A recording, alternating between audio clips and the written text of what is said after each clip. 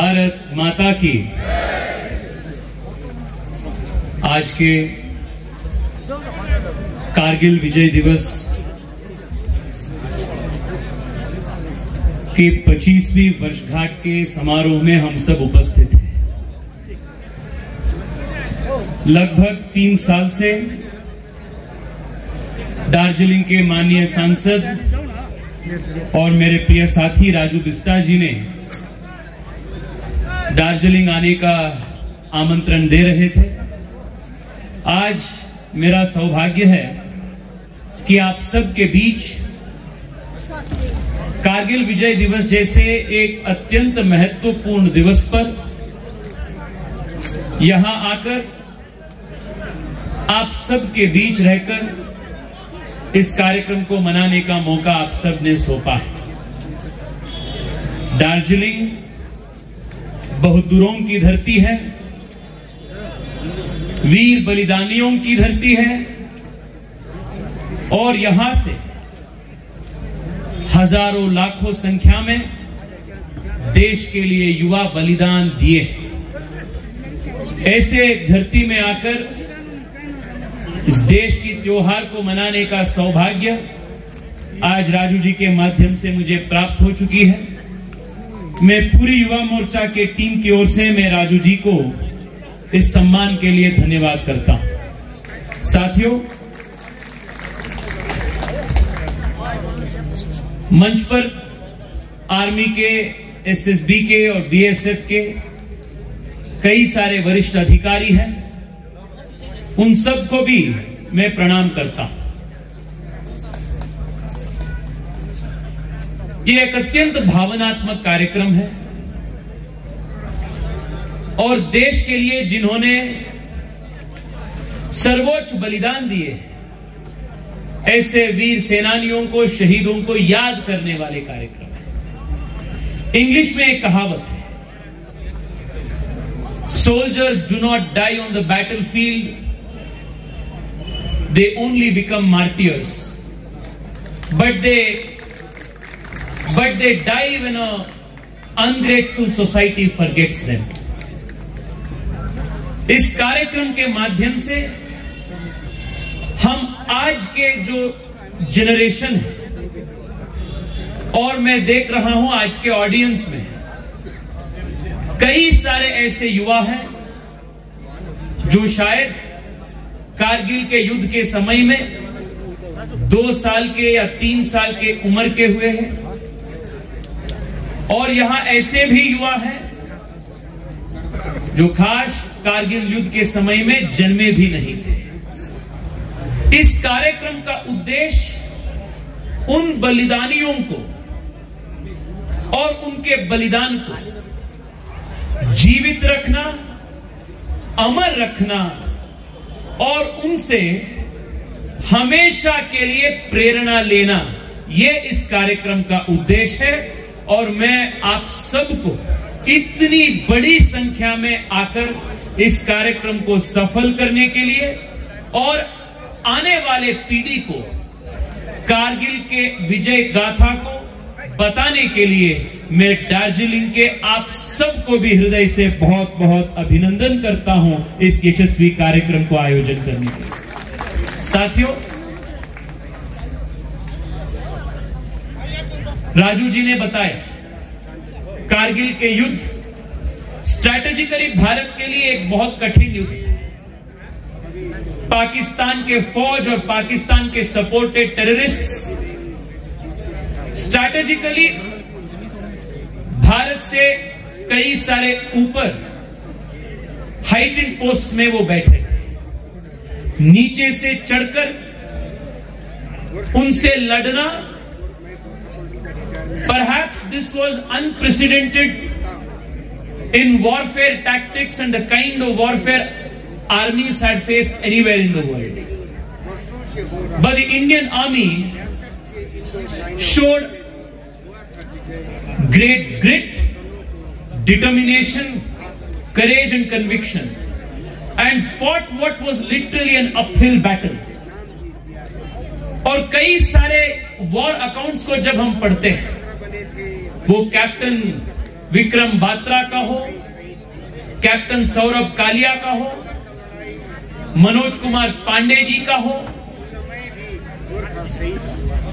योगेंद्र यादव जी का हो, when you hear accounts of these people,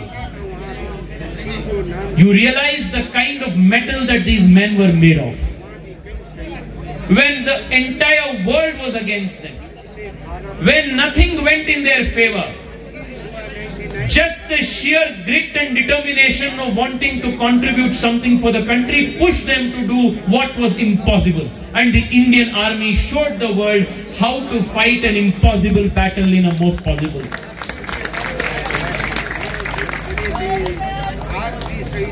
So the story of the Kargil war is the story of the grit, valor and courage of the Indian Army.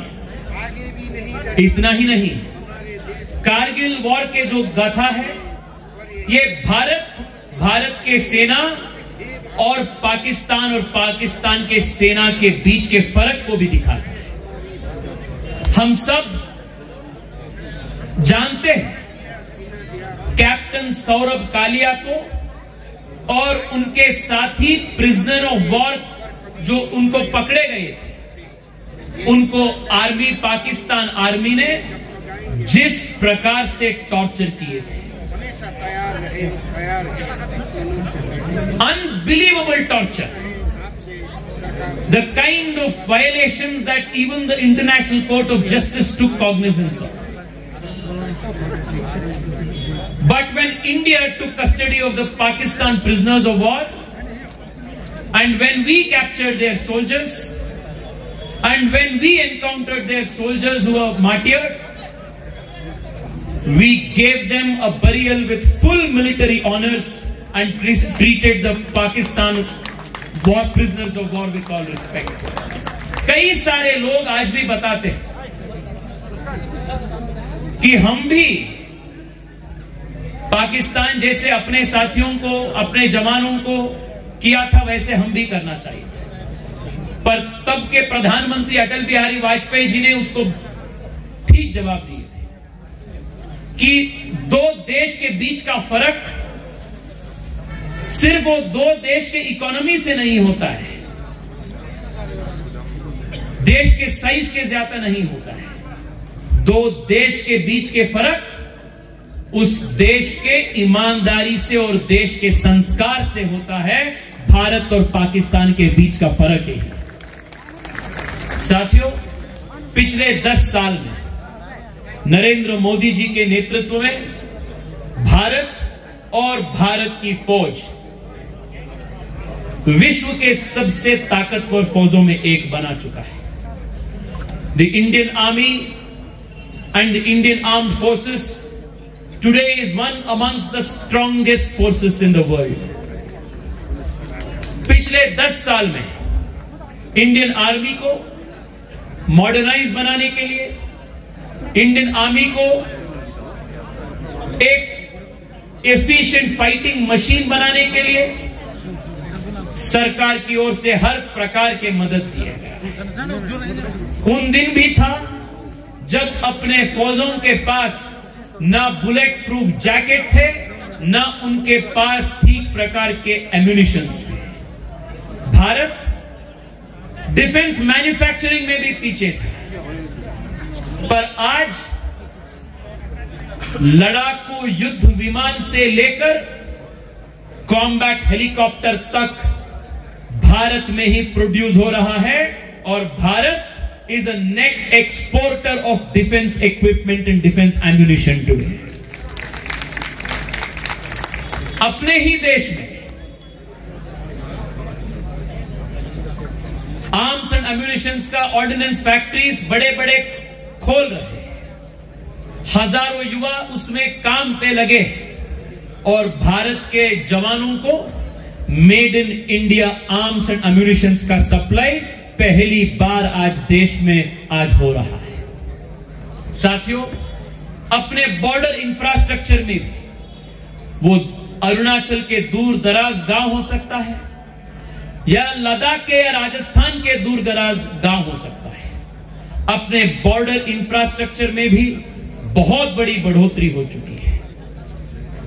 और अपने army को mainland से अपने strategic post पर जाने के लिए 24/7 all weather roads infrastructure का कंस्ट्रक्शन पूरे देश में होगा। बजट में भी भारत के जीडीपी के 13% एक्सपेंडिचर नरेंद्र मोदी सरकार भारत के आर्म्ड फोर्सेस के लिए, डिफेंस एक्सपेंडिचर के लिए 13% ऑफ आवर जीडीपी को हमने अलॉट कर चुके हैं to give the Indian army all the kind of support it deserves and needs.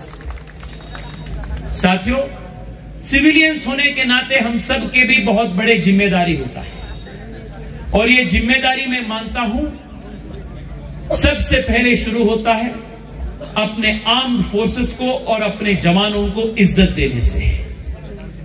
इस कार्यक्रम का भी ऑब्जेक्टिव यही है कि जो छोटे छोटे बच्चे स्कूल कॉलेज जाने वाले युवा इस कार्यक्रम में हैं, उनको अपने वीर सैनिकों का गाथा, उनके हिस्टोरिकल अकाउंट्स, उनके शौर्य बलिदान, इन सब के बारे में उनको बताएं और हम जहां भी आर्मी के या यूनिफॉर्म फोर्सेस के जवानों को देखते हैं, we must as a sign of respect give them the salute for what they do for this nation. ये सिविलियंस होने के नाते हम सबके सबसे बड़ा एक संस्कार, एक सिविलाइजेशन के नाते, एक कल्चर के नाते होना चाहिए। आप सबको इस कार्यक्रम को आयोजित करने के लिए मैं फिर एक बार हृदय से धन्यवाद करता हूं और जितने भी युवा यहां इस कार्यक्रम में उपस्थित हैं, मैं आप सबसे आज निवेदन करता हूं, जब कारगिल वॉर हुआ था मैं भी 7 साल के था। शायद इस ऑडियंस में कई सारे ऐसे युवा हैं जो शायद कारगिल वॉर के समय में 1 साल के या 2 साल के हुए। Kargil war was the first war that India fought which was documented and televised digitally. So Kargil war के और वहां के अकाउंट्स के कई सारे वीडियोस आपको आज भी YouTube में मिलता है।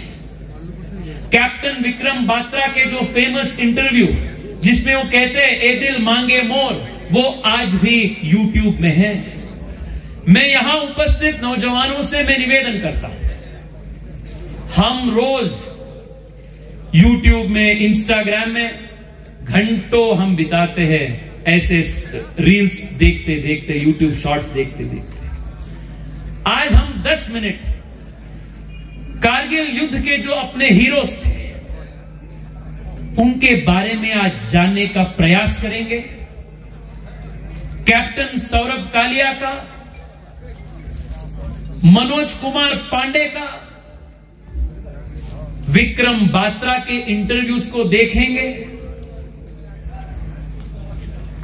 वो भी हम जैसे नौजवान थे। Even they were all of 21, 22, 23 when they made their supreme sacrifice. उनको और आज के अपने युवाओं के बीच के एस्पिरेशंस में फर्क नहीं होते हैं, but there was something that made them very different from us. वो क्या था वो चीज, उसको आज हम संकल्प करेंगे। 10 मिनट के लिए हम ढूंढेंगे, उनके बारे में जानकारी प्राप्त करेंगे और हम भी अपने लाइफ में 5% उन जैसे देश के काम करने के लिए आज हम रिजॉल्व करेंगे। संकल्प के लिए वही एक अच्छा कारगिल विजय दिवस का एक सच्ची श्रद्धांजलि के रूप में कार्यक्रम ऑब्जेक्टिव अचीव होगा। यही मैं आप सबसे निवेदन करता हूं। आर्मी में जो काम करते हैं, आर्मी में जो देश की सेवा करते हैं, उनको देश के लिए जीवन देने का, देश के लिए शहीद होने का एक मौका होता है। पर हम जैसे सिविलियंस को देश के लिए जीने का, देश के लिए अपने जीवन को खपाने का मौका मिलता है। हम उस संकल्प को लेकर जैसे आर्मी के लोग देश के लिए सर्वोच्च त्याग करते हैं, सर्वोच्च प्राण देते हैं, बलिदान देते हैं, उनसे प्रेरणा लेकर हम अपने अपने जीवन में, भले हम स्कूल के टीचर हो सकता है, हम विद्यार्थी हो सकता है, हम पॉलिटिक्स में हो सकता है, या हम म्युनिसिपैलिटी में कुछ छोटे काम करते हो सकते हैं, पंचायत के चेयरमैन हो सकते हैं। In whatever field of work that we are in, let us resolve to work for the country, because Bharat needs us to stand up, because in 2047 we have to make this Bharat a Viksit Bharat, a Bharat that is the most prosperous and the most powerful nation of the world। इसी संकल्प के साथ में फिर एक बार यहाँ उपस्थित सभी आर्मी के ऑफिसर्स को, सभी जवानों को, सभी इस कार्यक्रम में उपस्थित बंधु भगिनी को और यहाँ उपस्थित युवा साथी को मैं फिर एक बार धन्यवाद करता हूँ। Thank you so much. Bharat माता की जय। वंदे मातरम।